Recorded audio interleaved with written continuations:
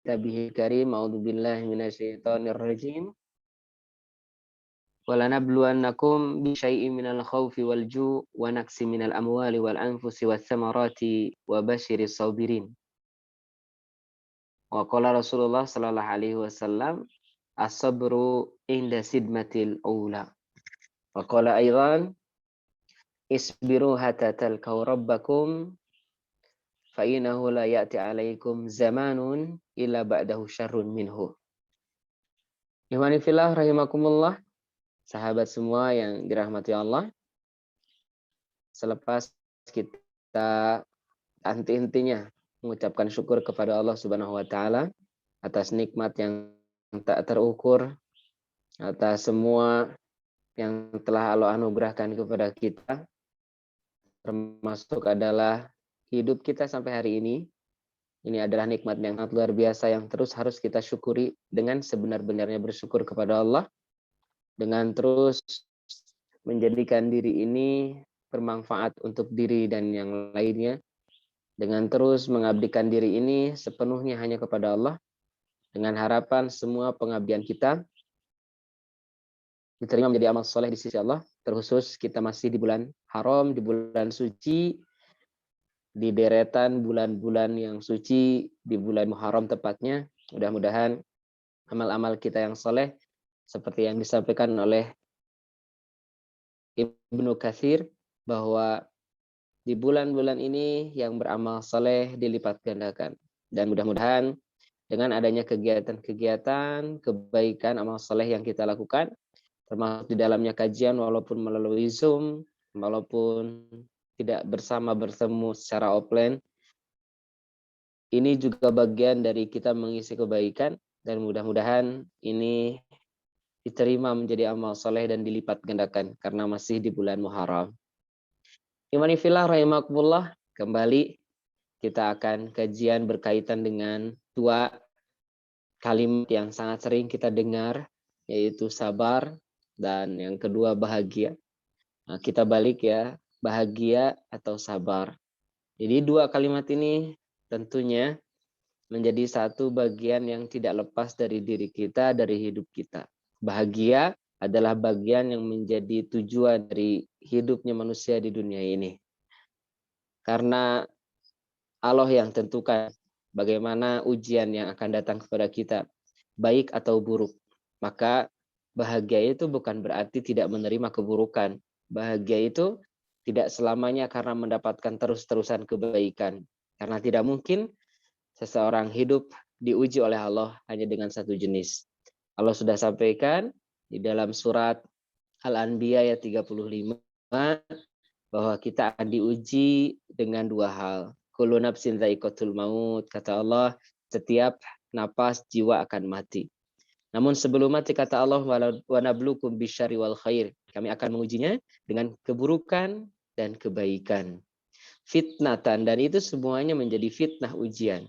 Baru setelah itu kita akan mati. Nah, pastikan hadirin khairatul iman, saat kita mengatakan beriman, jadi tidak mungkin Allah tinggalkan kita tanpa ujian.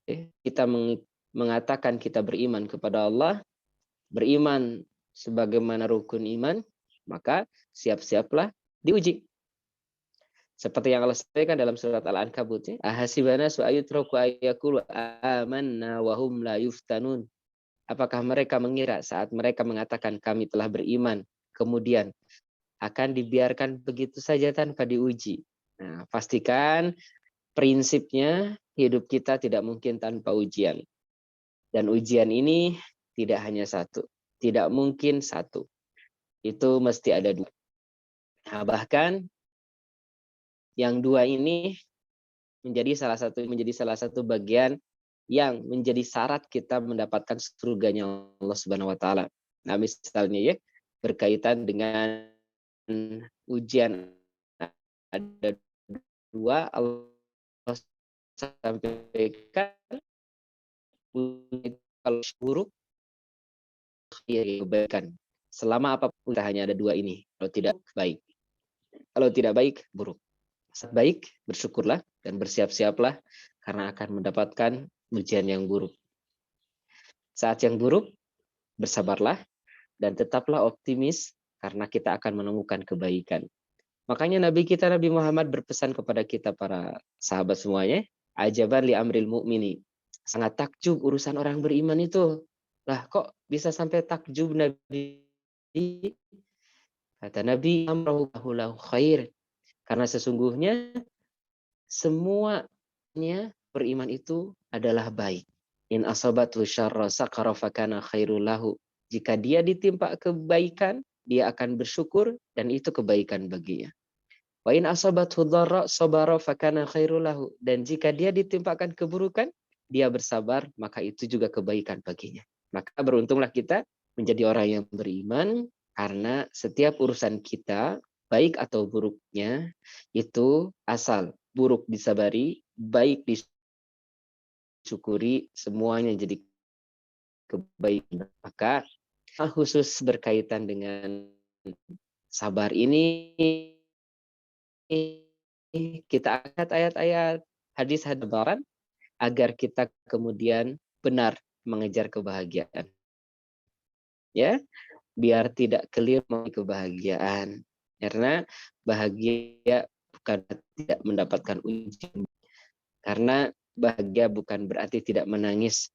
Karena bahagia bukan berarti tidak kecewa. Tetapi bahagia adalah saat benar menghadapi ujian-ujian hidup ini. Termasuk bahagia dengan sabar. Bismillah ya. Sabar ini sangat erat dengan kita. Setiap hari kita bahkan berucap sabar, yang sabar ya, yang sabar ya. Apalagi di masa pandemi ini sahabat semua ya. Satu sama lain saling menguatkan, sabar ya, sabar ya. Dan ternyata Nabi kita juga kepada para sahabat begitu. Nah, suatu waktu Nabi pernah mengatakan, ini disampaikan oleh Anas bin Malik. Nabi mengatakan, isbiru, bersabarlah kalian. Hatta talqau rabbakum, sampai kalian berjumpa dengan Tuhan kalian, dengan Rob kalian. Nah, sahabat, jika pernah bertanya, apakah sabar ada batasnya? Nabi sudah menyampaikan batasannya. Jika sabar ada batasnya, ternyata Nabi sudah memberikan batasan. Apa batasannya? Kata Nabi, isbiru, bersabar. Hatta talqau rabbakum, sampai berjumpa dengan Rob kalian. Berarti sabar batasnya adalah berjumpa dengan Allah. Sabar berarti batasnya adalah kiamat kita. Kiamat kita. Meninggalnya kita. Itulah batasan sabar kita. Jadi mafhum mukhalafahnya, pemahaman terbaliknya, oh berarti sabar. Selama masih hidup, sabar menjadi bagian yang tidak boleh kita tinggalkan. Sabar menjadi bagian yang harus ada mendarah daging dalam diri kita. Nah, mari kita sama-sama memahami sabar yang benar yang disyariatkan oleh Nabi sehingga nanti ujungnya bukan keluh kesah. Ya ngomong sabar, ya masih keluh kesah. Ya ngomong sabar, tapi masih tidak puas dengan keputusan Allah. Ya masih sabar, ya mengatakan sabar, ya tapi masih banyak kecewanya. Nah, itu nanti kita lihat aturannya. Jadi, pastikan sahabat semuanya yang dirahmati Allah, bahwa kita pasti hidup diuji. Kalau diuji buruk, maka bersabarlah. Ya, Nabi sampai mengatakan, isbiru hatta talqau rabbakum. Bersabarlah kalian sampai bertemu dengan Tuhan kalian. Bahkan ditambah oleh Nabi, fa innahu la ya'ti 'alaikum zamanun illa ba'dahu syarrun minhu. Karena sesungguhnya tidak akan datang masa setelah masa ini, kecuali masa-masanya akan bertambah semakin buruk, semakin buruk, semakin buruk. Maka wajar jika kemudian Nabi mengatakan bersabarlah. Kalau di dalam Ali Imran ditambah lagi kan, ayat 200. Ya ayyuhalladzina amanus biru wasobiru. Hai orang-orang yang beriman, bersabarlah. Wasobiru, kuatkanlah kesabaran. Lah, kok harus dikuatkan kesabaran? Karena bertambah setiap harinya.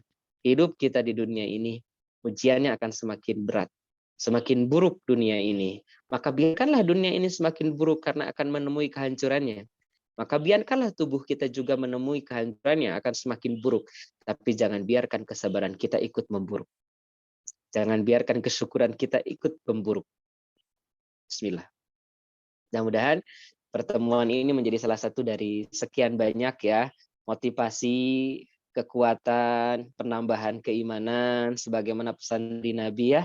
bahwa duduk di majelis-majelis taklim ini adalah salah satu dari cara kita duduk di taman surga Allah. Mudah-mudahan kelak ini yang mengantarkan kita kepada benar-benar masuk surganya Allah Subhanahu wa taala dan duduk bersama kelak di surga yang nyata di depan Allah atau di sisi Allah Subhanahu wa taala. Baik, Iwanifillah, ini jadi sabar tidak ada batasnya. Malah di dalam Ali Imran harus dikuatkan kesabaran itu, ya.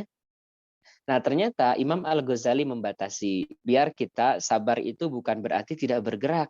Sabar itu bukan berarti tidak melawan. Sabar itu bukan berarti diam saja begitu ya. Sabar itu bukan berarti tidak kemudian melakukan apapun.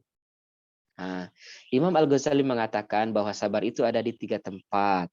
Satu, sabar dalam sabrun ala ta'atillah, dalam ketaatan kepada Allah. Yang kedua, sabrun alam harimihi, sabar dalam yang haram-haram, meninggalkan maksiat dan yang haram-haram. Yang ketiga adalah sabrun alal musibah, sabar atas musibah yang menimpa. Baik, sahabat semua, kita cek dulu apa makna sabar ya. Makna sabar secara bahasa itu adalah menahan. Ya. Kalau secara istilah sabar ini adalah menahan diri kita untuk terus melaksanakan ibadah kepada Allah. Kemudian menahan diri kita untuk tidak melakukan maksiat kepada Allah. Ya. Kemudian yang ketiga adalah menahan diri kita untuk tidak mengeluh atas takdir-takdir yang diberikan oleh Allah. Begitu ya arti secara bahasanya. Arti secara istilahnya ya menahan diri kita untuk terus berusaha, menguatkan diri kita untuk terus berusaha melaksanakan perintah Allah. Kemudian yang keduanya berusaha menguatkan, menahan diri kita untuk tidak melakukan kemaksiatan-kemaksiatan.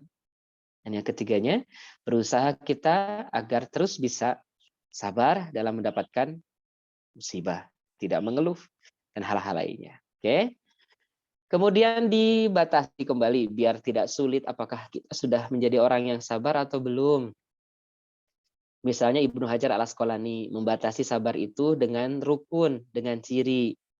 Yang pertama, kita baru disebut sabar itu kalau satu adalah habsun nafsi anil makruh, menahan diri dari hal-hal yang dibenci. Ya, apa saja nih yang kita benci? Misalnya kita benci dibohongi, maka orang sabar tidak akan berbohong. Kita benci dibuli, maka orang yang sabar tidak akan membuli. Kemudian orang sabar benci dihianati, maka orang sabar tidak akan mengkhianati.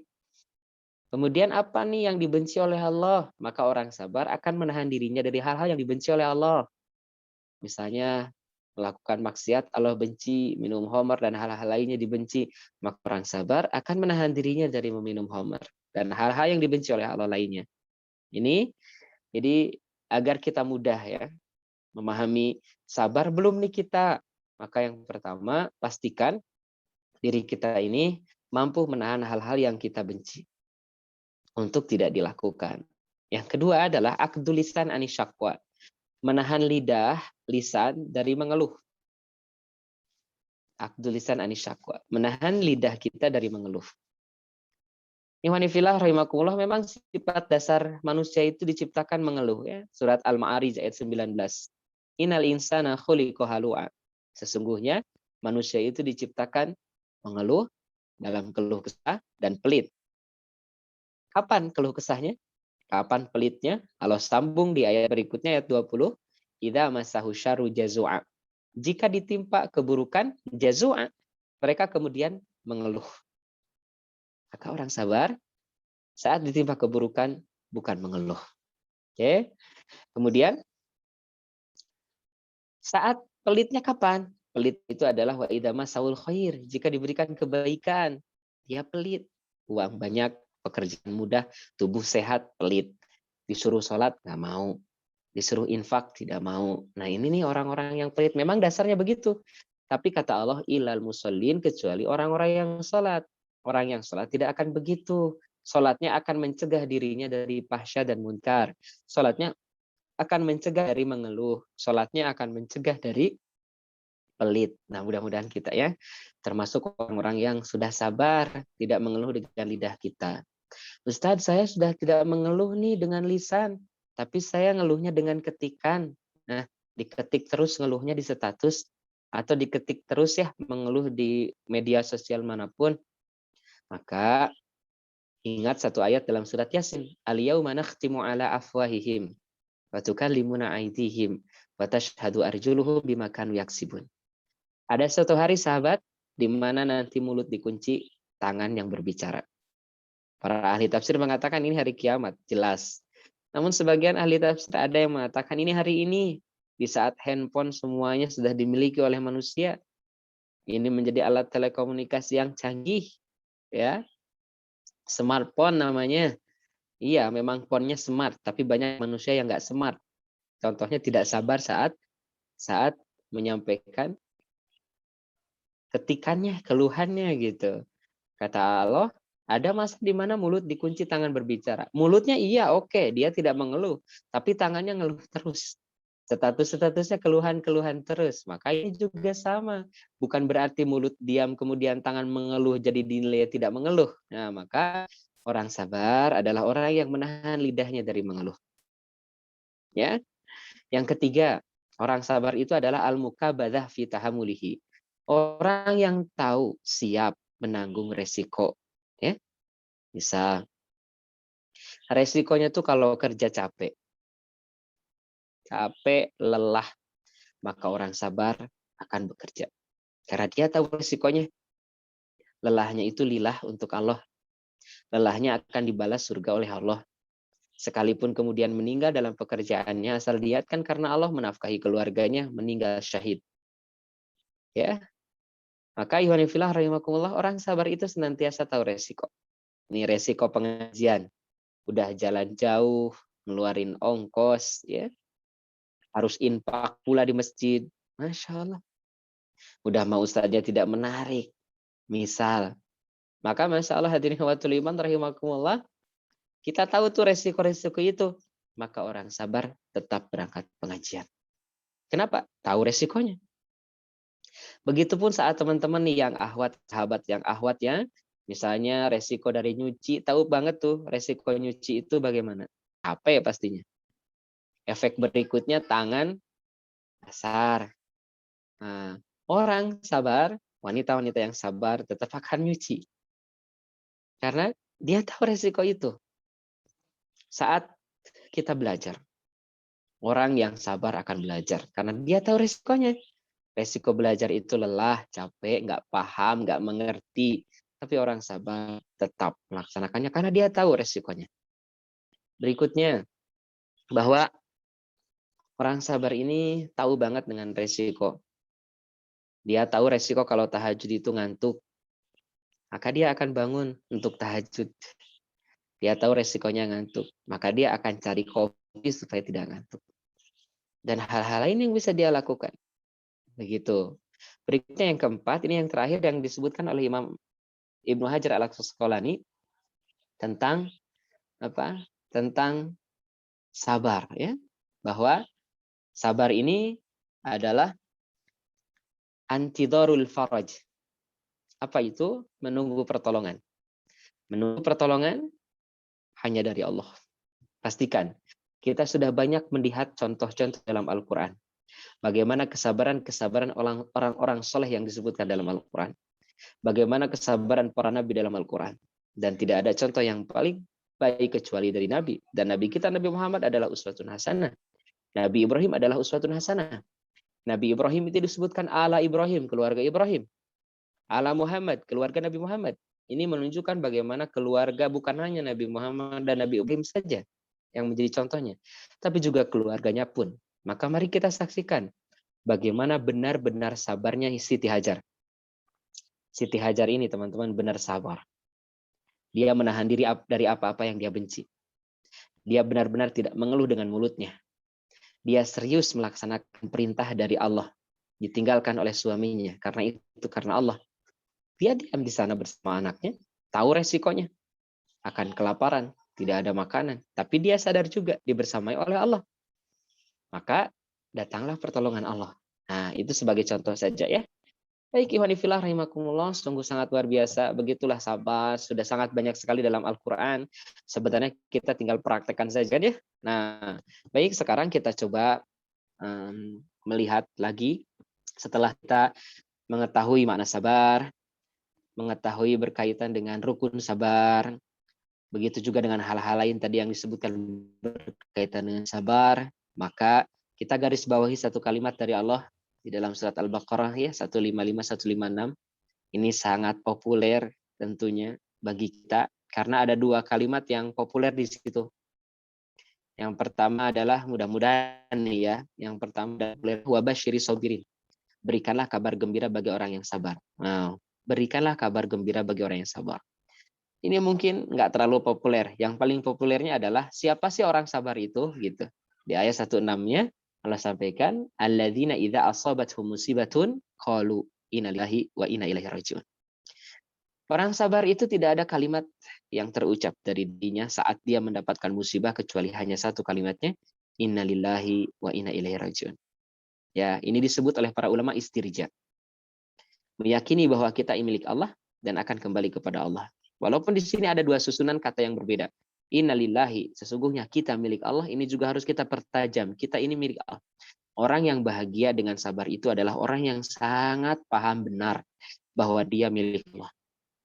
Kalau dia paham milik Allah, dia tidak akan kecewa dengan wujud tubuhnya, fisiknya. Kalau dia yakin, sadar ini karena Allah, atau dia milik Allah, apapun yang Allah berikan dia akan terima, akan syukuri. Kan gitu ya. Apalagi nikmat-nikmat lain dia pasti syukuri. Seperti dalam surat Ibrahim ayat 34. Wa atukum min kulli ma sa'altumuh. Wa in ta'udu ni'matallahi la tuhsuha. Innal insana la zalumun kafar. Dan Allah mendatangkan kepada kalian apa yang kalian minta. Dan bahkan yang tidak kita minta. Dan jika engkau berkehendak menghitung nikmat Allah, tidak akan mungkin terhitung. Kalau kita sudah baca ayat ini, teman-teman nggak usah hitung-hitung nikmat kita karena tidak akan terhitung. Ini dari Allah. Allah kasih tahu kita, nggak mungkin terhitung. Oleh karenanya, nggak usah dihitung capek-capek. Karena perintahnya syukuri saja. Ya. Namun memang dasar manusia. Manusia itu kata Allah, innal insana la dzalum. Sesungguhnya manusia itu benar-benar zalim, kafar dan benar-benar kufur. Kufur nikmat. Ya. Nah ini wanifillah. Jadi di situ ada dua kalimat. Yang pertama adalah wabasyiri sobirin. Berikanlah kabar gembira kepada orang-orang sabar. Berarti orang sabar ini dapat kabar gembira. Kalau dapat kabar gembira nih teman-teman, jangankan dapat kabar gembira dari Allah. Ini dapat kabar gembira dari teman, itu bahagianya luar biasa. Kita dapat kabar gembira dari keluarga, bahagianya luar biasa. Apalagi ini kabar gembira dari Allah. Apa kita tidak bahagia? Pasti sangat bahagia. Makanya kata Allah wabasyiri sabirin. Nah, siapa sih yang sabar ini? Ya orang yang dia mengatakan innalillah wa inna ilaihi rajiun. Teman-teman, kalau teman-teman saat mendapatkan musibah, sahabat semuanya saat mendapatkan musibah, tapi lupa kemudian mengucapkan innalillah wa inna ilaihi rajiun. Baru beberapa waktu setelah lama kemudian baru sadar mengucapkan innalillahi wa inna ilaihi rajiun. Sebelumnya ngeluh dulu, sebelumnya nyari alasan dulu, nyari penyebab dulu, kemudian lupa mengatakan innalillahi wa inna ilaihi rajiun. Pastikan yang begitu bukan orang sabar, tapi orang sadar. Dan Allah perintahkan, berikanlah kepada orang-orang sabar kabar gembira. Bukan kepada orang-orang yang sadar. Oke? Walaupun pada ujungnya, ya lumayanlah sadar juga. Enggak, dia belum dinilai sabar. Ucapan innalillahi ini menunjukkan kesabaran seseorang. Bahkan Nabi sampai mengatakan asbru inda sidmatil ula. Inilah alasannya. Bahwa sabar itu di saat hantaman pertama. Bahwa sabar itu baru terlihat saat hujaman pertama. Bahwa sabar itu orang dilihat sabar itu saat pada kejadian pertama kalinya. Apakah saat hantaman terjadi? Apakah saat kemudian dia mendapatkan ujian tersebut? Ucapannya innalillahi, nah itulah yang disebut sabar. Tapi jika tidak, dia ngomong apa dulu, ngeluh dulu, nangis dulu, dan hal-hal yang lainnya, kemudian dia baru sadar astagfirullah, kemudian mengatakan innalillahi, maka itu bukan sabar, tapi sadar. Maka bahagialah teman-teman yang sudah Allah anugerahkan, teman-teman bisa kemudian mengucapkan innalillah wa inna ilaihi rajiun saat mendapatkan musibah dari Allah. Baik, ikhwani fillah, Karena tadi ada 3 ya, kata Imam Al-Ghazali, sabar itu dalam melaksanakan ibadah, sabar itu dalam meninggalkan maksiat, sabar itu adalah saat kita sama-sama sabar saat mendapatkan musibah dari Allah Subhanahu wa taala. Nah, teman-teman yang dirahmati Allah, sahabat yang dirahmati Allah, disinilah kita akan mulai introspeksi diri kita, membuat diri kita harus lebih bahagia lagi, esok lusa hari ini, esok lusa harus lebih bahagia lagi dengan kesabaran ini. Kenapa sih orang sabar harus diberikan kabar gembira? Kenapa sih orang sabar ini harus bahagia? Kenapa sih bahagia ini dengan kesabaran? Nanti kita akan lihat jawabannya. Teman-teman yang dirahmati Allah, tidak sabar berarti sengsara, tidak bahagia. Sabar berarti bahagia. Masya Allah. Nah, kan kita lihat alasan kenapa orang-orang yang sabar ini bahagia. Yang pertama, Allah sampaikan di dalam surat Ali Imran ayat 146. Di ujung ayat 146 surat Ali Imran Allah sampaikan, wallahu yuhibbus sabirin. Kenapa sih orang yang sabar ini harus diberikan kabar gembira dan dia harus bahagia, harus gembira? Karena yang pertama, teman-teman, Allah akan mencintai orang-orang yang sabar. Masya Allah. Ini yang pertama. Kita saja dicintai oleh manusia, bahagianya luar biasa. Girangnya luar biasa. Apalagi jika dicintainya oleh Sang Khalik, Sang Pencipta. Bayangkan silahkan teman-teman. Orang tua kita saja mencintai kita, apapun yang kita inginkan. Bahkan belum meminta sekalipun, orang tua ingin kita bahagia. Jangankan meminta, sebelum meminta saja sudah Allah hadirkan melalui orang tua itu. Karena orang tua mencintai kita. Kita meminta, orang tua berikan. Bahkan mereka rela berkorban jiwa dan raga untuk kita. Dan kita pun merasa bahagia. Suami istri saling mencintai. Dan itu kebahagiaan yang sangat luar biasa. Makanya cinta adalah anugerah. Tidak bisa kita tahan orang-orang yang kemudian membenci, kemudian mencintai. Begitupun sebaliknya, orang-orang yang mencintai kemudian membenci. Kita tidak bisa menahan itu. Karena rasa-rasa itu juga adalah anugerah dari Allah. Oleh karenanya, mari pastikan. Alasan pertama, kenapa orang yang sabar itu harus bahagia? Kenapa kita mencari kebahagiaan itu dengan sabar? Karena ternyata akan dicintai Allah. Jika manusia saja mencintai kita akan memberikan apa saja. Apalagi Allah yang maha segalanya. Manusia terbatas, teman-teman. Manusia terbatas, sahabat. Ada manusia yang kemudian orang tua misalnya ingin membahagiakan anaknya, tapi terbatas karena tidak memiliki kekayaan. Jika versi mereka membahagiakan adalah dengan materi, terbatas mereka. Maka yakinlah, jika Allah sudah mencintai kita, Allah itu maha kaya. Apapun yang kita tidak miliki, apapun yang tidak orang tua kita miliki, Allah miliki segalanya. Termasuk saat orang tua tidak bisa memberikan solusi, padahal dia mencintai kita. Di saat kita terdesak dalam sesuatu masalah, dalam kesulitan yang sangat luar biasa, tidak ada orang tua yang bisa menolong. Maka pastikan Allah maha tahu atas urusan kita. Dan Allah maha kuasa mengeluarkan urusan kita dari urusan kita yang sulit. Orang tua harus mikir dulu. Orang tua harus bergerak dulu mencari solusi. Allah cukup hanya berkata dalam surat Yasin begitu di antaranya ya, innama amruhu idza arada syai'an ayyakula lahu kun fayakun. Bagi Allah sesungguhnya tidak ada lagi saat menginginkan sesuatu kecuali Allah cukup berkata saja kun, jadilah fayakun, maka dia akan jadi. Nah, ikhwan fillah, di sini kenapa yang pertama alasan orang yang sabar itu harus diberikan kabar bahagia atau gembira. Dan orang sabar mesti bahagia. Karena Allah bersamai. Terlalu banyak teman-teman contohnya. Jika kebahagiaan itu adalah memiliki sesuatu, mendapatkan sesuatu yang dibutuhkan, jika itu perspektif kita tentang bahagia, maka buktinya sudah sangat banyak. Contoh, Siti Hajar dengan Ismail ditinggalkan oleh Nabi Ibrahim biwadin ghairi dzar'in inda baitikal muharram. Di tengah padang pasir yang tidak ada apa-apanya, minuman hanya satu wadah, makanan juga hanya satu wadah, habis di setengah hari pun. Tapi karena dibersamai Allah, dicintai Allah, Masya Allah.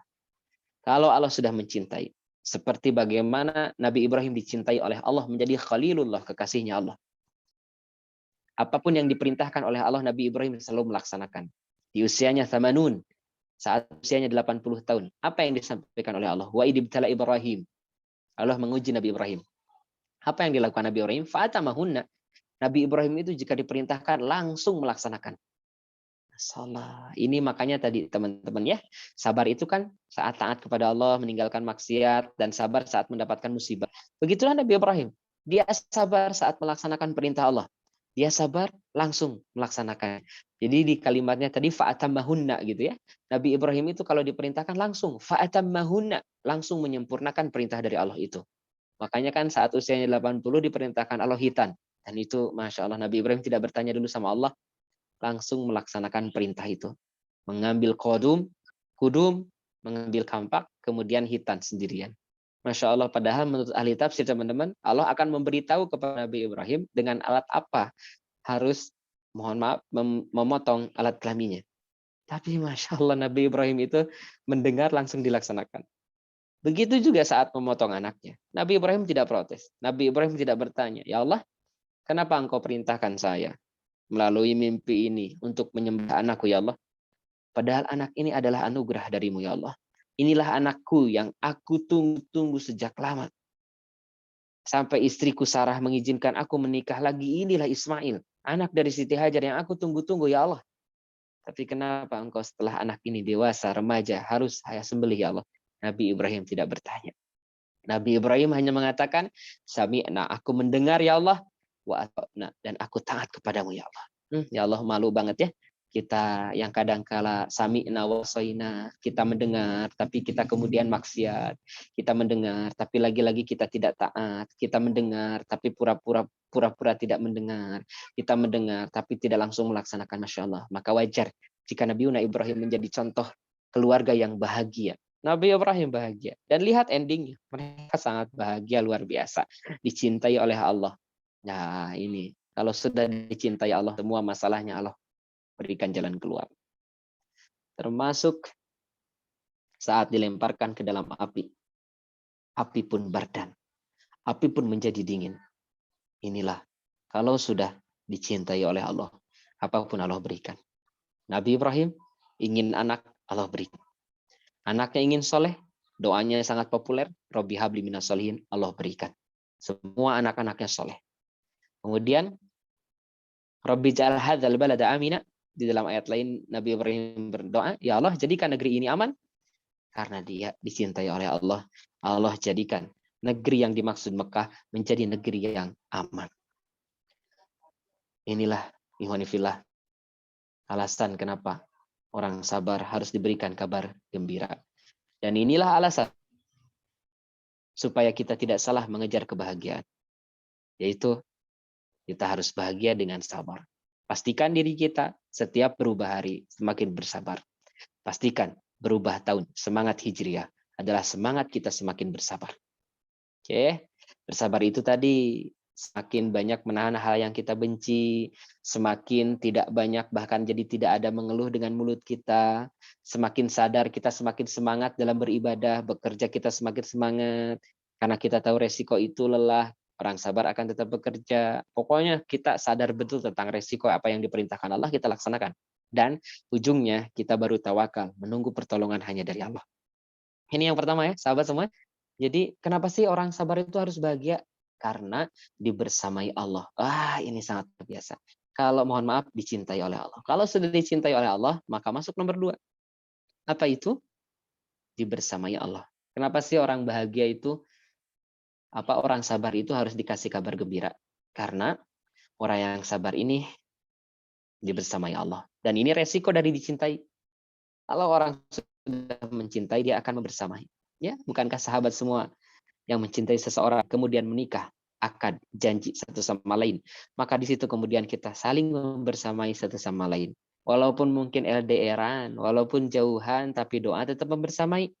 Kita kan jarang ya mendoakan orang lain kan, tapi kalau mendoakan diri seseorang yang kita cintai, kita nggak pernah berhenti. Dia pergi bekerja, kita doakan dari rumah. dia jauh, kita doakan, kan begitu. Ini adalah syarat atau efek samping dari mencintai, adalah membersamai.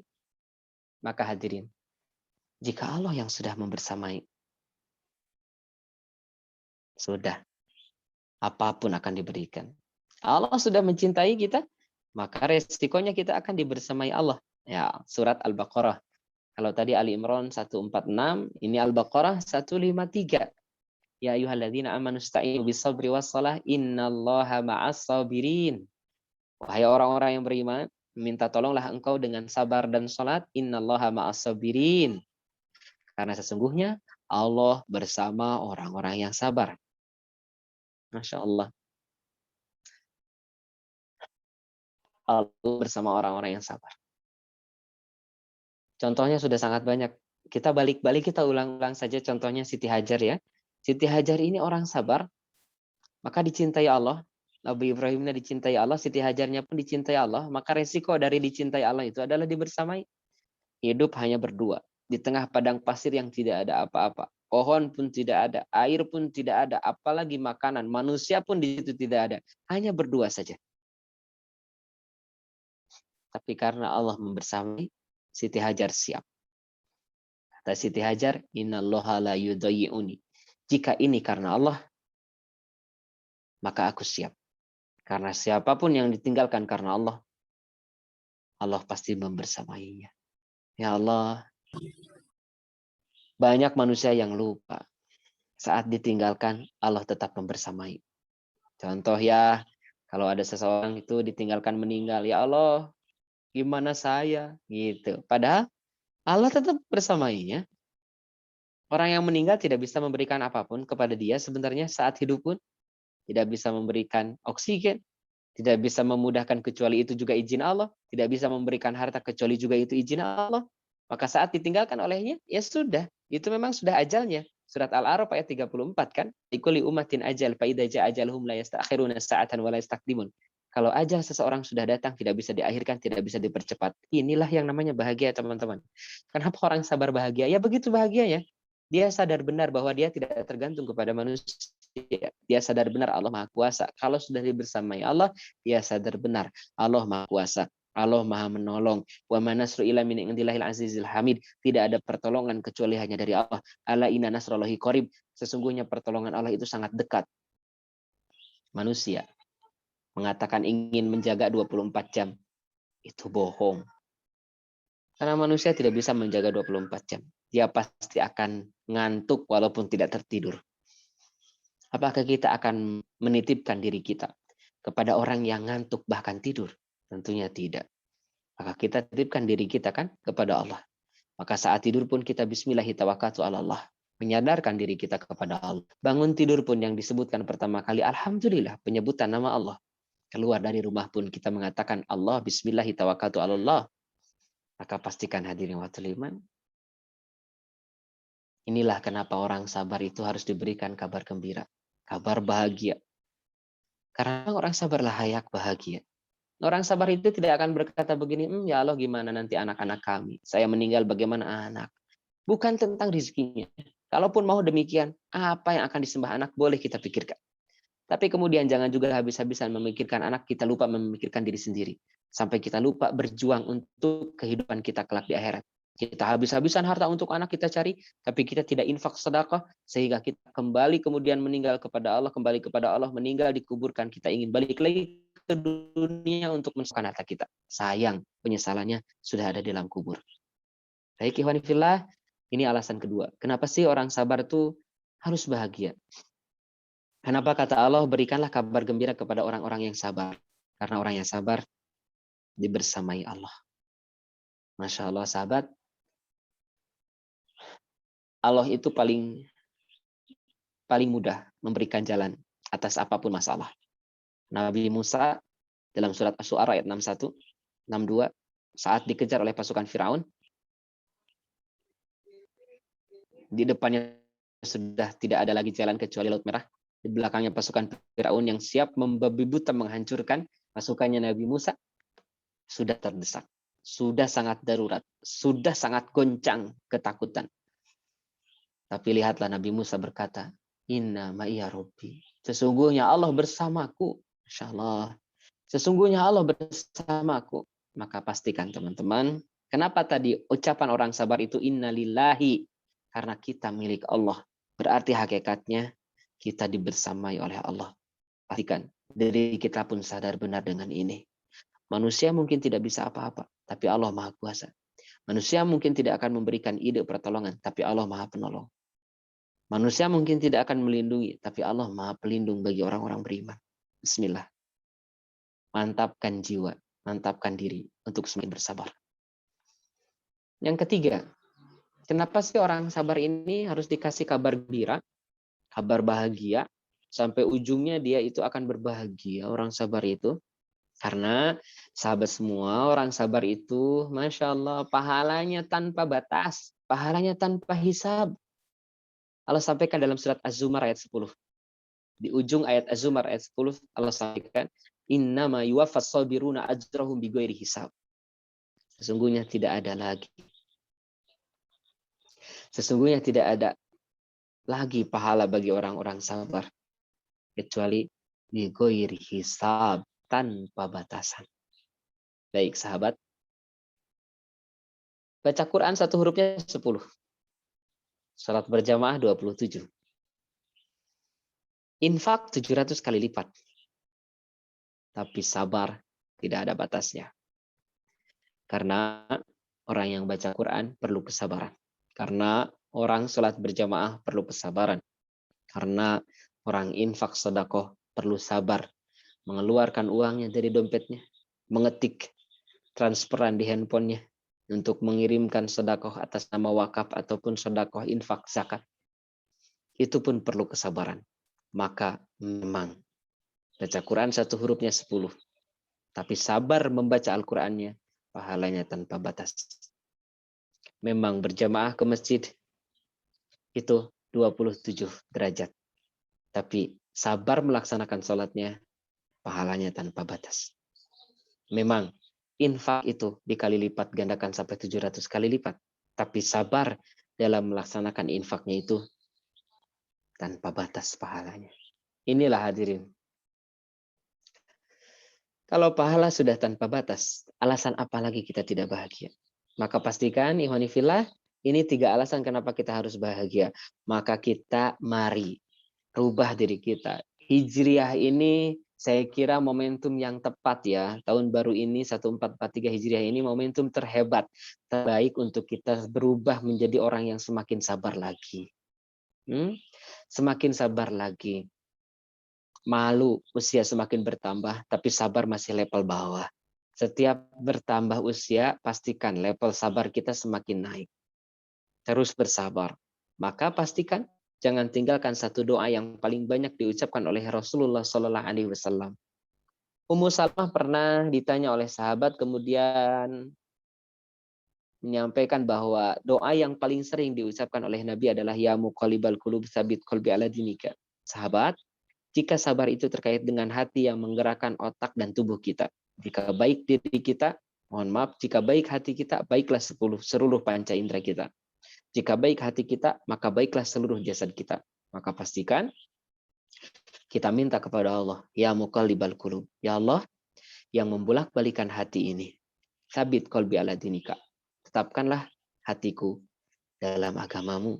Agamaku mengajarkan, ya Allah, aku harus sabar. Maka tetapkanlah hatiku dalam kesabaran. Agar panca indera seluruh tubuhku pun ikut sabar. Untuk terus mengabdikan diri kepadamu, ya Allah. Untuk terus meninggalkan maksiat yang dilarang olehmu, ya Allah. Dan untuk bersabar atas setiap musibah yang engkau timpakan kepada kami, ya Allah. Baik. Ini satu ya. Ya muqallibal qulub sabit qalbi ala dinika. Pastikan teman-teman, jangan hanya setelah sholat. Nabi mengatakan ini, doa ini, kata Ummu Salamah, ini sering banget diucapkan oleh Nabi. Mau bertemu dengan orang, mau melakukan apapun, maka memintalah untuk tetapan hati kita. Agar niat ibadah kita karena Allah, agar tetap mencontoh Rasulullah, dan agar tetap semangat berjihad saat melakukan ibadah tersebut. Baik. Yang keduanya, kita minta pakai doa yang dalam Al-Quran. Misalnya, Rabbana afrig alaina sabara, wa thabit aqdamana wangsurna alal qaumil kafirin. Rabbana afrig alaina sabara. Ya Allah, anugerahkanlah kepada kami kesabaran. Oke. Kemudian ada yang Rabbana la tuzigh qulubana. Nah, kalau yang sobrun tadi langsung minta kesabaran. Kalau Rabbana la tuzigh qulubana ba'da idh hadaitana wa hab lana min ladunka rahmah innaka antal wahhab, itu berkaitan dengan qulub. Tapi benar itu sahabat semua itu kayak gini nih, kita sedang pengajian, kemudian sahabat mendapatkan hidayah dari apa yang saya sampaikan, itu hakikatnya dari Allah dan Rasul, saya menyampaikan hadis, saya menyampaikan ayat Allah, kemudian sahabat semua mendapatkan hidayah itu berupa hidayatuddin, hidayatul ilm, mendapatkan ilmu, petunjuk dari itu, kemudian sahabat semua meminta kepada Allah, ya Allah, la tuzigh qulubana. Jangan belokkan hati kami ya Allah, ba'da id hadaitana. Setelah kami mendapatkan hidayah ini. Saya tahu ya Allah, sudah jelas ayatnya, sudah jelas hadisnya, saya harus bersabar, maka tetapkanlah hati saya, jangan belokkan, tetap dalam kesabaran. Baik sahabat, apalagi tema ini tepat di zaman saat ini. Biar kita tidak jadi banyak mengeluhnya, tetapi banyak bersyukurnya.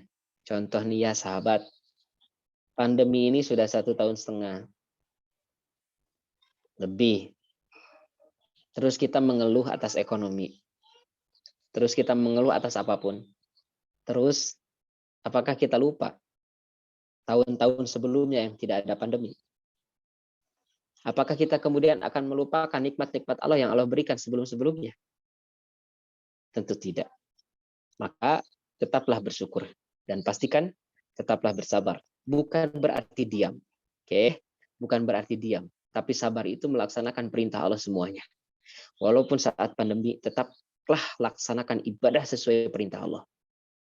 Walaupun di saat pandemi, kita harus menjaga imun dan pastikan iman kita juga tetap terjaga.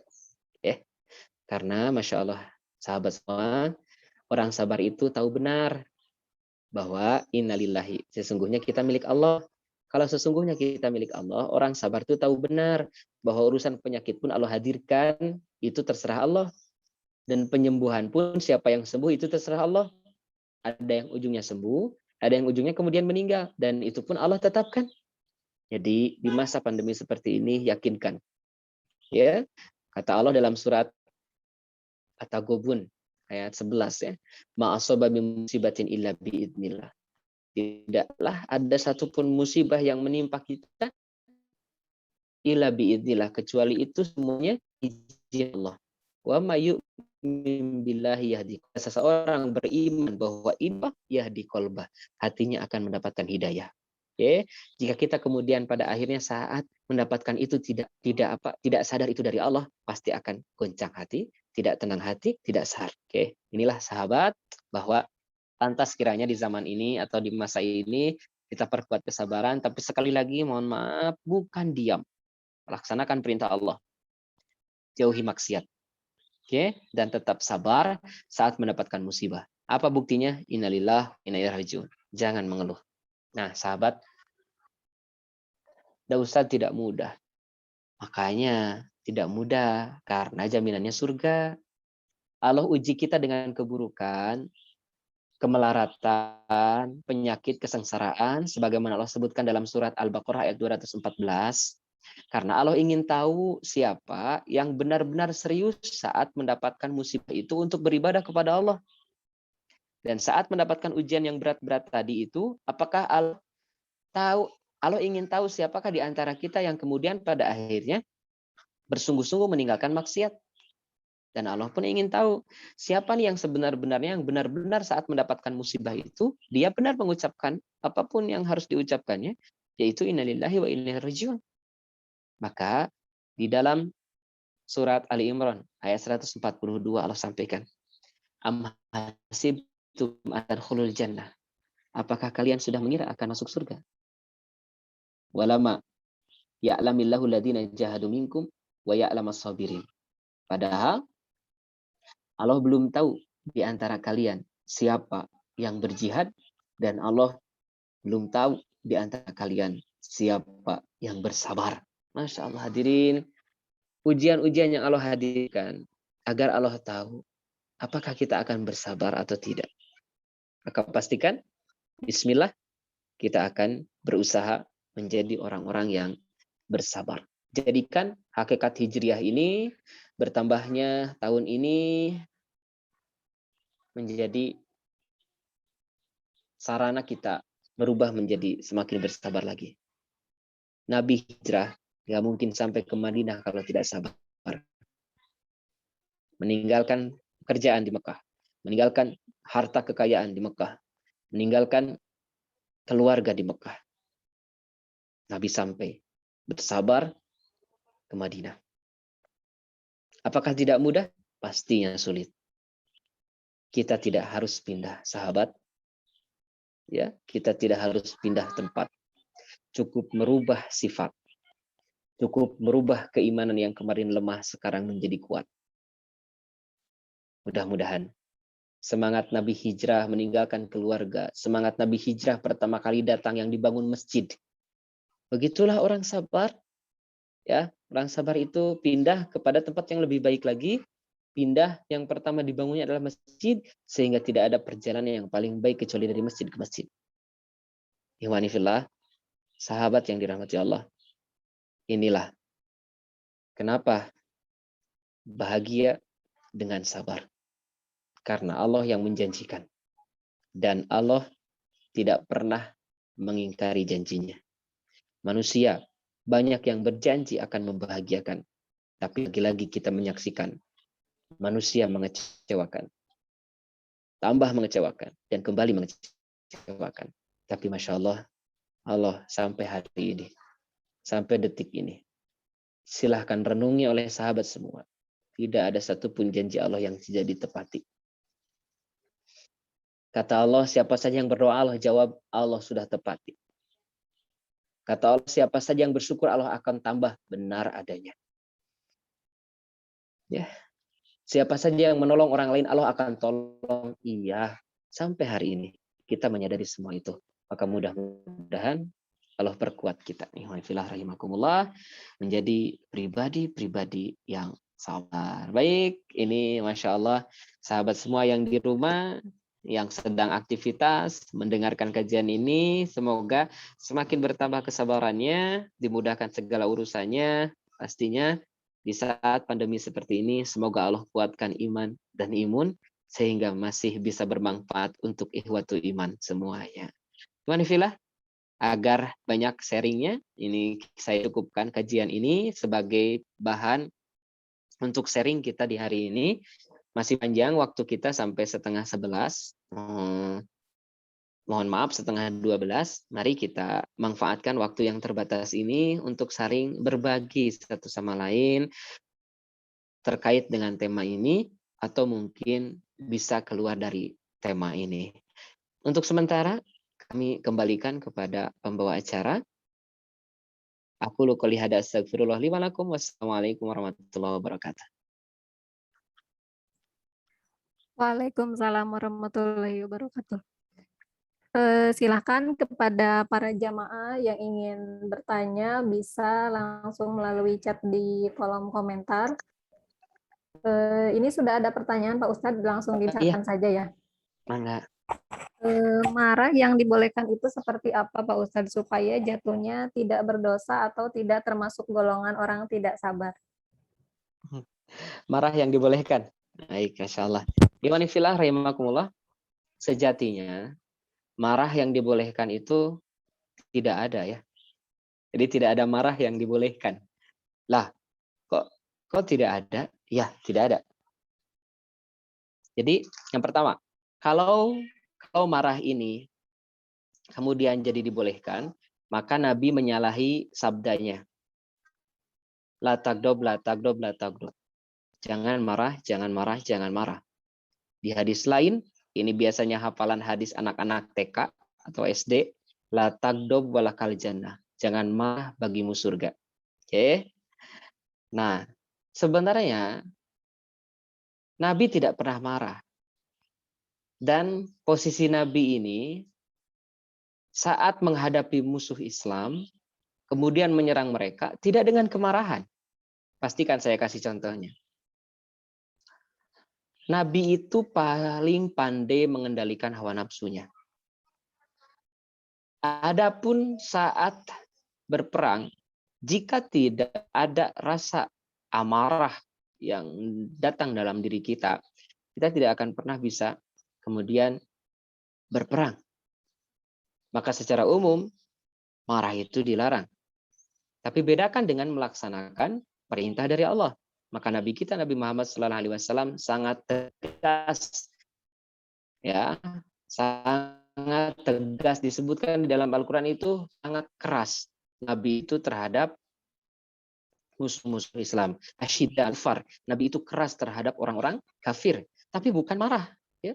Keras dalam arti melaksanakan perintah Allah. Membunuh pun karena perintah Allah gitu. Bukan atas dasar emosinya. Dan ini diperintahkan, digunakan oleh para sahabat. Contohnya, saat ada sahabat yang berperang, kemudian diludahi. Tiba-tiba sahabat itu tidak jadi memenggal kepala musuhnya. Lah, kok jadi begitu? Ya, bayangkan diri kita. Saat berperang, saling mengangkat pedang, tiba-tiba kemudian kita diludahi. Kalau kita nih yang sedang berperangnya, kita langsung akan tersulut emosi dan kita marah, akhirnya menebas. Bahkan mungkin dicincang orang itu karena habis meludahi. Sahabat Nabi mendengar sekali dari Nabi bahwa perang itu ada aturannya. Membunuh bukan karena hawa nafsu, tapi karena perintah Allah. Apalagi karena amarah. Karena marah, saat sahabat ini diludahi, dia berhenti untuk membunuh. Kemudian menyebabkan orang yang menjadi musuhnya, orang kafir ini tertegun melihatnya. Kenapa engkau tidak menebasku? Padahal aku meludahimu. Jawaban yang sangat luar biasa keluar dari keimanan orang sabar. Aku berperang karena Allah. Dan aku pun membunuh karena Allah. Tapi karena engkau tadi meludahiku, aku khawatir aku membunuhmu karena emosiku. Maka aku berhenti dulu untuk tidak membunuhmu. Hadirin. Maka marah mana yang dibolehkan? Tidak ada. Oke, tidak ada solusi kemarahan. Mari kita saksikan. Tidak ada marah yang dibolehkan.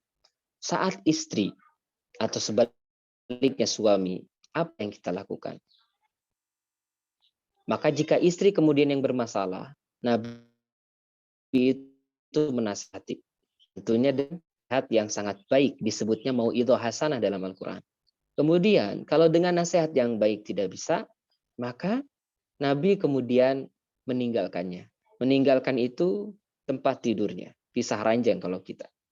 Yang ketiga, baru Nabi itu memukul.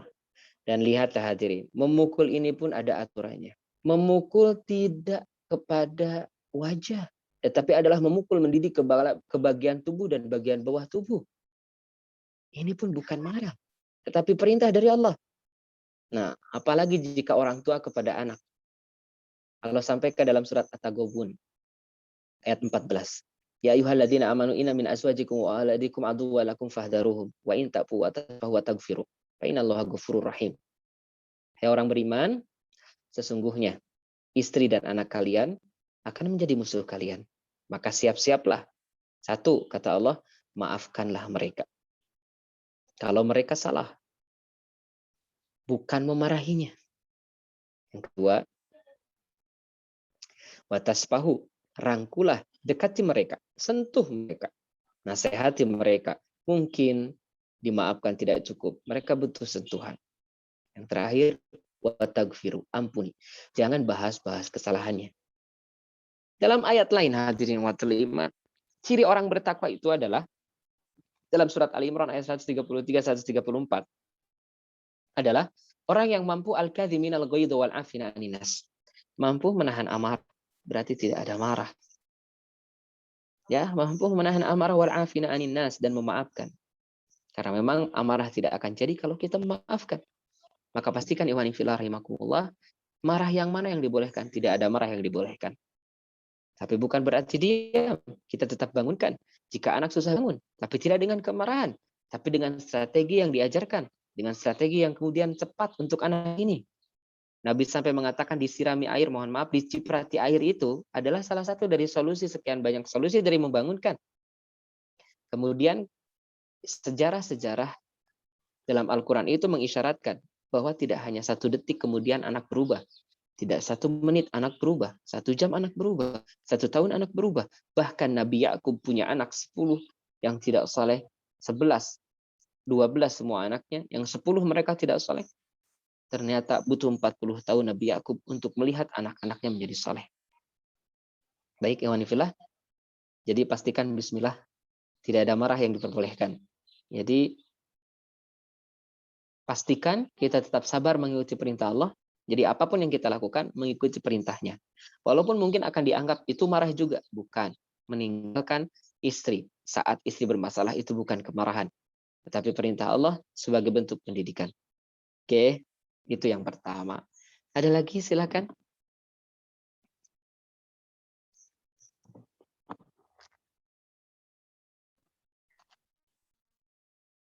Ini ada Pak Ustadz dari jamaah Ibu Tuti Mariani. Assalamualaikum Ustadz. Bagaimana cara mengendalikan hati supaya ikhlas dan sabar menerima segala kebencian? Baik, Masya Allah, terima kasih. Ini pertanyaan sangat bagus. Ada 20 sebenarnya alasan kita untuk tidak marah, untuk tidak ikhlas. Tapi nggak mungkin kita bahas 20, cukup 1 saja. Lah, kok emang cukup Ustaz 1? Sangat cukup jika kita pahami dengan benar. Apa itu yang 1? Ini Ibu, yang wanifillah yang lainnya. Bagaimana agar kita ini bisa ikhlas, bisa sabar, menerima apapun ya keburukan. Yang pertama, yakini ini takdir Allah. Udah, selesai. Jadi saya kira kalau kita meyakini ini takdir Allah, kita akan ikhlas, kita akan sabar, tidak akan marah-marah. Contoh, tiba-tiba handphone kita pecah oleh anak kita. Tiba-tiba orang lain menghina kita, memfitnah kita. Baik, contohnya sudah aja itu ya. Yang pertama, handphone jatuh. Kemudian kita marah. Berarti kita nggak sabar. Lah, kok nggak sabar? Iyalah, udah marah. Terus harusnya gimana? 1, ucapkan dulu innalillah wa inna ilaihi rajiun. Kalau sudah kita mengatakan innalillah wa inna ilaihi rajiun, innalillah yakini semuanya dari Allah, berarti ini takdir Allah. Kalau kita sadar ini dari Allah, maka surat Al-A'raf ayat 34, walikuli umatin ajal. Setiap umat ada ajalnya. Handphone pun ada ajalnya. Oke. Tidak bisa kita undurkan, kata Allah, la yastakhiruna sa'atan wa la yastaqdimun. Jika memang sudah ajalnya, tidak bisa diakhirkan. Jika sudah ada ajalnya, tidak bisa dipercepat. Oke? Jadi bagaimana caranya supaya kita menerima dengan ikhlas, kemudian kita menjadi pribadi yang sabar, yakini semua takdir Allah. Sudah, itu dulu saja. Dengan meyakini takdir Allah, kita tidak akan kemudian marah-marah. Karena yakin ini ujian dari Allah untuk kita. Yang kedua contohnya, tadi ada orang yang menghina. Ini ibu, bapak, ikhwanifillah, apa ada yang tahu? Setelah saya selesai pengajian ini, setelah sahabat mendengarkan pengajian ini, apakah ada yang tahu sedetik kemudian, 2 menit kemudian, 1 jam kemudian, orang yang akan menghina kita? Nggak tahu kan? Maka pastikan, orang yang menghina kita nanti, jika ada, maka itu pun ujian untuk kita. Makanya tidak pernah dikasih tahu sama Allah siapa yang akan menghina kita. Ternyata Masya Allah yang menghina kita orang dekat kita. Bahkan ternyata Masya Allah yang menghina kita adalah keluarga kita. Tiba-tiba kemudian kita marah. Nggak sabar ini. Lah kok nggak sabar? Berarti nggak yakin ini dari Allah. Karena hakikat hari nanti 1 jam, 1 detik kemudian milik Allah. Karena semuanya jadi ujian bagi kita. Allah sampaikan dalam surat Luqman ayat terakhir. Wa ma tadri nafsu madza taksibu goda. Tidak ada satupun yang tahu nanti esok. Tidak ada yang tahu kecuali hanya Allah. Maka dari itulah alasan kenapa hidup kita adalah ujian. Oke? Maka nanti kalau kita diuji baik, bersyukurlah. Kita dipuji oleh Allah. Mohon maaf, kita dipuji oleh orang lain. Maka ucapkanlah segera bersyukur. Alhamdulillah. Kita kemudian dihina orang lain. Oke? Maka innalillah. Oke? Ini sudah dari Allah. Jadi bagaimana caranya? Caranya cukup satu, belajar memahami ini takdir dari Allah. Belajar meyakini ini takdir dari Allah. Itu tidak akan marah, justru ujungnya jadi ikhlas, justru ujungnya jadi bersabar. Mudah-mudahan ini dimudahkan. Karena di prakteknya Masya Allah benar-benar luar biasa. Mobil kita lagi diam, tiba-tiba ditabrak dari belakang. Motor kita lagi diam, tiba-tiba ditabrak dari belakang. Terus kita tiba-tiba ngobrol sama orang itu, kalau naik motor pakai mata. Udah jelas dia naik motor itu karena punya mata. Ya, kita kemudian ngobrol, kalau naik motor harus pakai mata.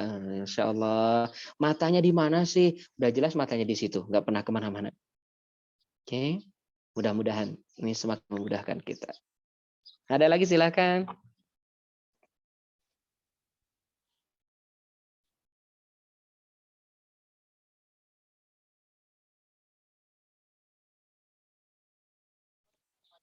Aku mau ngembaliin oximeter ke Dewi, aku OTW ke Bangkara. Ya, ini ada lagi Pak Ustadz yang bertanya, amalan ekstra apa yang dapat dilakukan untuk menguatkan hati, sabar menghadapi godaan dunia, dan semakin kuat dalam ketaatan? Baik, Masya Allah. Selain doa ya, yang pertama itu pasti doa.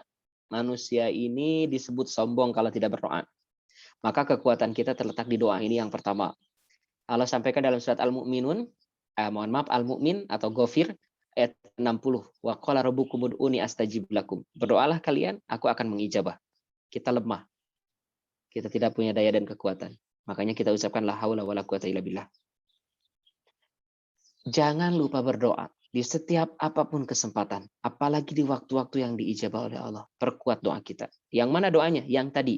Ini amalan-amalan ekstra, amalan-amalan yang sebenarnya cepat sekali, yaitu perkuat doa. Jangan lupa, karena setan akan selalu menggoda kita untuk tidak berdoa. Silakan cek sama teman-teman. Berapa kali kita bangun tidur tidak berdoa? Silakan cek oleh sahabat semua. Berapa kali kita keluar rumah tidak bismillahirrahmanirrahim. Cek sama teman-teman, berapa kali kita turun dari kendaraan tidak alhamdulillah. Sombong kita ini. Makanya kata Allah, pastikan jangan lupa doa. Oke, ini yang pertama. Yang kedua, ini menarik, ada hadis Nabi yang berkaitan dengan sholat tahajud. Jadi kalau orang sholat tahajud, ya dia bangun sholat tahajud, maka kata Nabi, di pagi harinya dia itu akan thayyibah nafsi. Pagi harinya sampai terus di hari itu dia akan baik jiwanya. Dia akan baik jiwanya. Termasuk baik jiwa itu adalah sabar. Termasuk baik jiwa itu adalah bersyukur. Ya. Yang kedua, kata Nabi, kalau orang tidak sholat malam, dia itu akan qabihah nafsi. Jadi pemalas, hari itu rungsing, marah-marah, nggak bersabar. Gitu ya. Ini amalan kedua. Satu doa, yang kedua tahajud. Oke. Yang ketiga apa? Yang ketiga adalah saum. Hari ini hari Senin, ada waktu-waktu saum sunnah, saum. Karena ini benar-benar mengajarkan kesabaran. Nabi kita sahabat, dalam 1 tahun itu kurang lebih 210 hari lah Nabi saum dalam 1 tahun itu. Saum sunat Senin, Kamis gitu. Senin, Kamis, tengah bulan, kemudian saum Sya'ban, Nabi saum nanti 9, 10 Muharram. Itu yang dilakukan oleh Nabi. Dan itu membuat semakin sabar. Wajar jika sabar kemudian diperoleh dari saum kan. Dia menahan amarah, ngobrol saja dijaga, amalan pun dijaga. Nah yang terakhir, ini yang perlu kita juga tidak tinggalkan sahabat, yaitu berzikir. Berzikir bisa apa saja ya, bisa astagfirullah, itu yang memudahkan setiap urusan kita, memberikan jalan keluar dari setiap masalah kita, juga memberikan jalan rezeki kita dari jalan yang tidak disangka-sangka, juga bisa begitu. Maka zikir juga bukan hanya itu, bukan hanya ucapan-ucapan zikir, astagfirullah, la ilaha illallah, tapi juga zikir itu adalah Al-Quran, sebagaimana surat Al-Hijr ayat 9. Inna nahnu nazzalna dzikra wa inna lahu lahafidun. Sesungguhnya kami sudah menurunkan az-dzikra, yaitu Al-Quran, wa inna lahu lahafidun, dan kami yang menjaga Al-Quran itu. Siapapun yang berzikir, baik dengan Al-Quran ataupun ucapan-ucapan yang baik, janji Allah dalam surat Ar-Ra'd ayat 28, alladzina amanu wa tatma'innu qulubuhum bi dzikrillahi ala bi dzikrillahi tatma'innul qulub. Orang beriman itu hanya akan tenang hatinya dengan ingat kepada Allah. Tidak ada yang membuat hati tenang kecuali karena zikir kepada Allah. Itulah amalan-amalan ekstra agar kita ikhlas, bersabar di tengah kondisi seperti ini. Yaitu yang pertama, perkuat doa kita. Istiqomahkan tahajud kita. kemudian usahakan saum, dan jangan lewatkan zikir. Ama itu zikir, astagfirullah, kalimat-kalimat yang baik, ataupun adalah baca Al-Quran. Itu diantaranya. Silakan, barangkali ada lagi.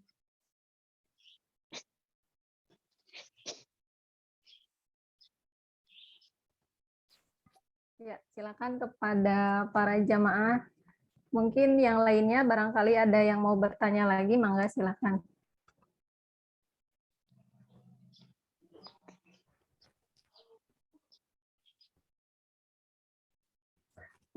Pak Ustadz, Ya. apakah kita boleh mengejar sesuatu hal dunia ya, dalam hal dunia maksudnya, dengan menggebu-gebu untuk tujuan agar kelak kita bahagia? Baik. Nah, itu kenapa kita tadi bahas di awal, jangan sampai keliru memahami bahagianya gitu ya.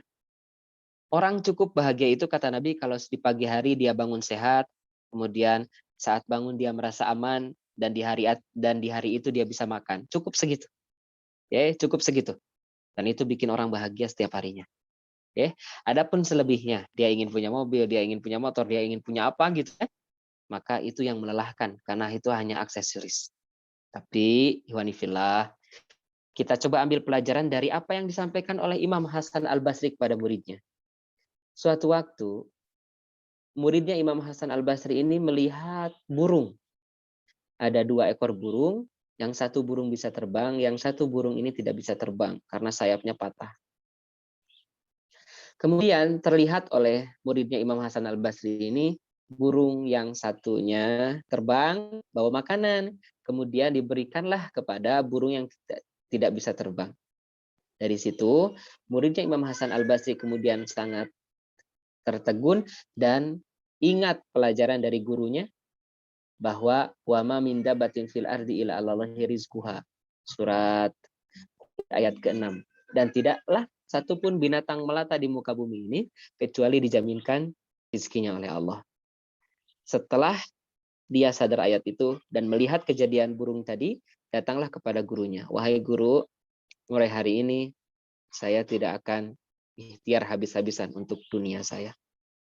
Cukup diam saja, seadanya Allah akan hadirkan. Seperti burung tadi yang diam tidak apa-apa, tapi ternyata rizkinya datang. Karena jaminan dari Allah, rizki tahu harus datang kemana. Apa yang disampaikan oleh gurunya Imam Hasan Al-Basri saat mendengar muridnya berkata itu? Nak, kenapa engkau tidak berpikir menjadi burung yang terbang? Kenapa engkau berpikir menjadi burung yang tidak terbang? Maka berpikirlah menjadi burung yang terbang, agar engkau bisa banyak berguna untuk yang lainnya. Berpikirlah menjadi burung yang terbang, agar engkau bisa bermanfaat untuk yang lainnya. Apa pelajarannya dari hadis ini? Atau dari riwayat ini? Iwanifillah. Tidak semua orang diberikan kesempatan menjadi pengusaha yang hebat. Tinggal luruskan niat. Antum diberikan kemudahan untuk berusaha. Maka kejarlah usaha itu. Sukseslah dalam berusaha itu. Namun luruskan niatnya. Apa itu? Agar kita bisa lebih banyak berbagi kepada yang lain. Karena letak kebahagiaannya bukan karena suksesnya, tetapi karena banyak berbaginya. Dan orang berbagi tidak akan menunggu sukses dulu. Ini. Jadi bolehkah kita mengejar dunia? Boleh, tapi untuk akhirat kita. Habis-habisan untuk dunia? Habis-habisan, karena tidak bisa beramal lagi kecuali hanya di dunia. Namun tujuannya untuk apa? Mudah-mudahan sahabat yang dianugerahi oleh Allah, harta yang banyak, kesempatan yang mudah dalam bekerja, maka teruslah kejar kesuksesan antum agar bisa lebih banyak berbagi. Agar dimudahkan kelak oleh Allah di akhirat karena kita banyak memudahkan urusan orang lain. Barakallahu fikum.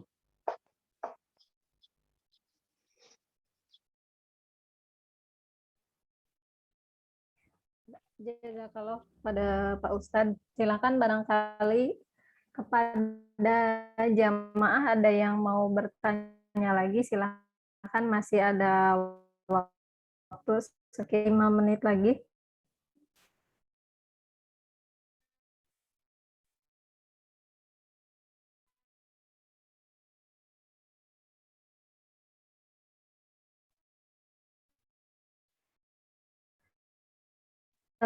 sambil menunggu pertanyaan satu lagi, Ya. ini kami mengajak sahabat-sahabat jamaah sekalian untuk ikut berdakwah dalam bentuk penyebaran brosur atau flyer mengenai edukasi bahaya riba yang diperuntukkan bagi perorangan atau komunitas. Yang bisa menghubungi nomor admin Robi di 8112 051083. Ini tidak dipungut biaya apapun. Sebagai gambar dari tertulis 13 fakta riba dalam Al-Quran hadis, berbagai jenis transaksi riba dalam sehari, kemudian testimoni pelaku riba, mengenali 10 tabiat buruk bertobat atas dosa riba, dan nomor kontak untuk konsultasi. Ini tidak dipungut biaya.